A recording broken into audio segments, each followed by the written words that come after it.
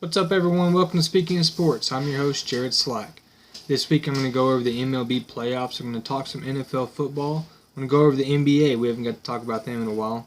And I'm going to give you the Week 6 Fantasy Football perfect lineup. It's going to be a good week full of a lot of stuff. I'm going to start with the playoff baseball.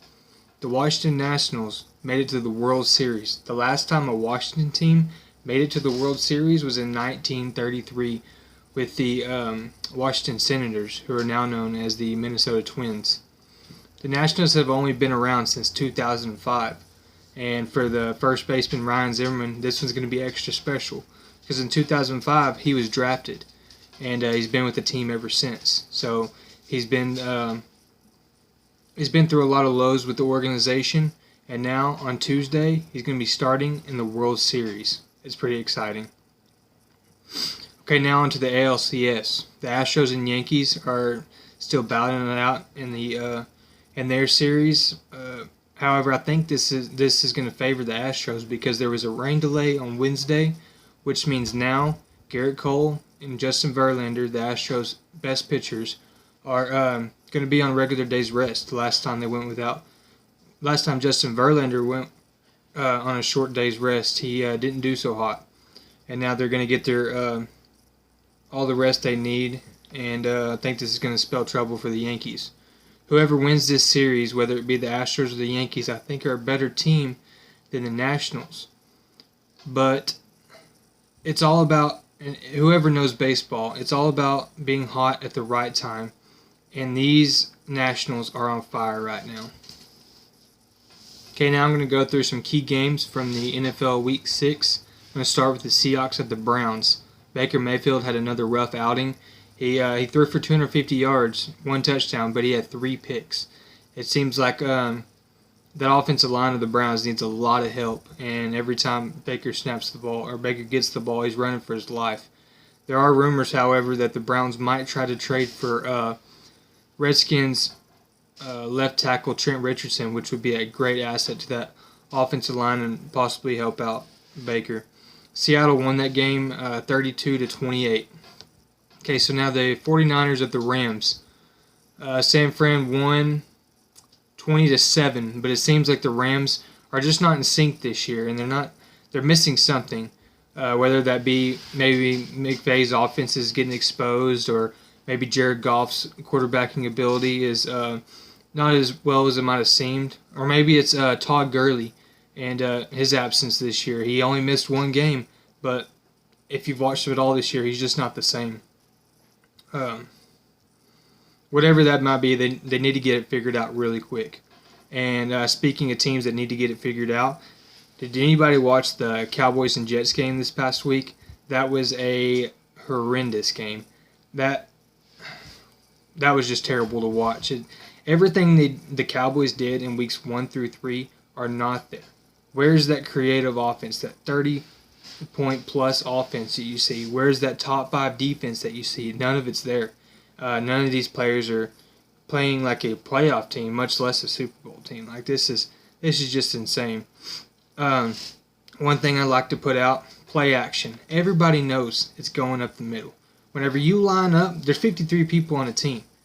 All 53 people are on that line waiting for Zeke to run that ball. He's going to get shut down at the line. Why don't we do some play action? Scramble out to the side, and that's going to help your team, especially on first down. They're averaging, I think, it's 7-point-something yards on first down whenever they pass it.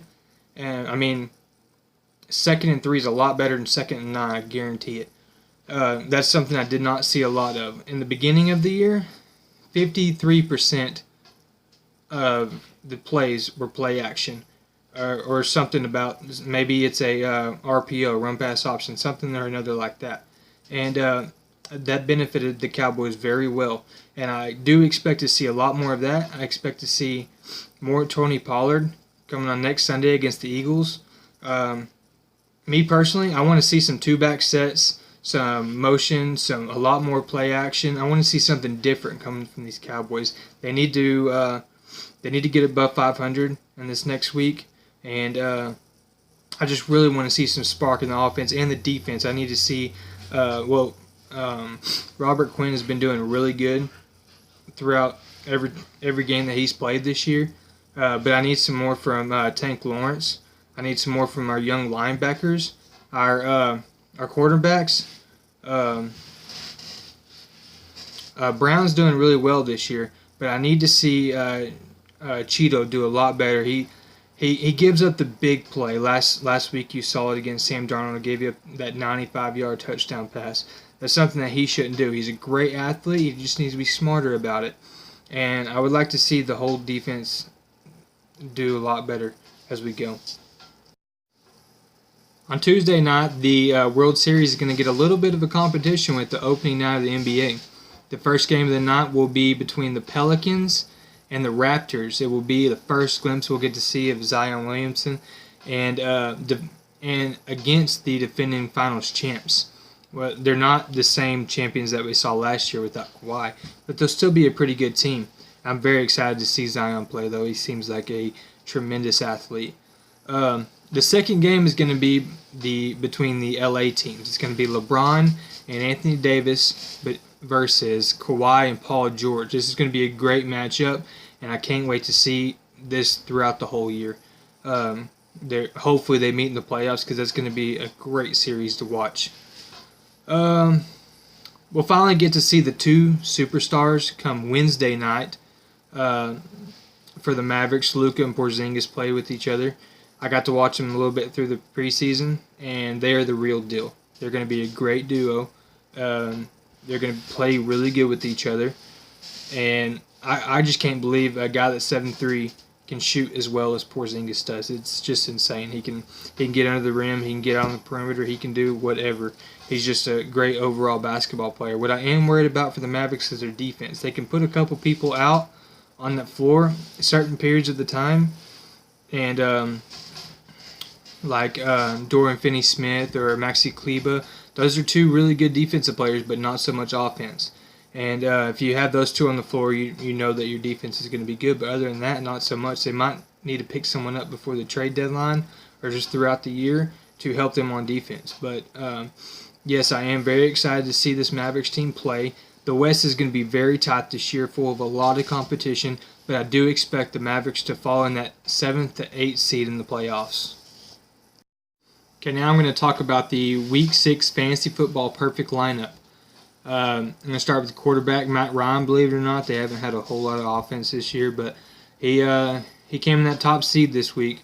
He had 356 passing yards with 4 touchdowns for 30.94 points. Your running back, James Conner, he had 41 rushing yards with 1 touchdown, but he had 7 receptions for 78 yards and 1 touchdown for 30.9 points. Your second running back, Nick Chubb, for the Browns, he had 122 rushing yards with 2 touchdowns, 5 receptions for 17 yards, and 28.9 points. Wide receiver for the Vikings, Stephon Diggs, he had 7 receptions for 167 yards, 3 touchdowns, 43.5 points. I think he got his point across to Kirk Cousins. Said he wasn't getting the ball enough, and these last 2 weeks he's been getting it enough. Wide receiver, Terry McLaurin, 4 receptions, 100 yards for 2 touchdowns, 26 points. Your flex position, David Johnson, running back for the Cardinals. He had 34 rushing yards and 1 touchdown. He had 6 receptions for 68 yards, 28.2 points. Tight end, Hunter Henry, 8 receptions, 100 yards, 2 touchdowns for 30 points. Kicker, Matt Prater. This might be the most impressive part right here. He had 1 PAT, 2 field goals from 20 to 29 yards, 1 field goal, 40 to 49 yards, 2 field goals, 50 plus. He had a total of 20 points. I think that's the most by a kicker this year so far. And defense, surprise, surprise, you have the Patriots. They've had a great defense all year long. I think they're averaging 2-point-something picks per game. They're doing pretty well. 1 sack, 3 interceptions, 1 forced fumble, 2 touchdowns for 25 points. And that totals up to be 263.44 points. It's not the best week so far this year, but there's still some really good numbers.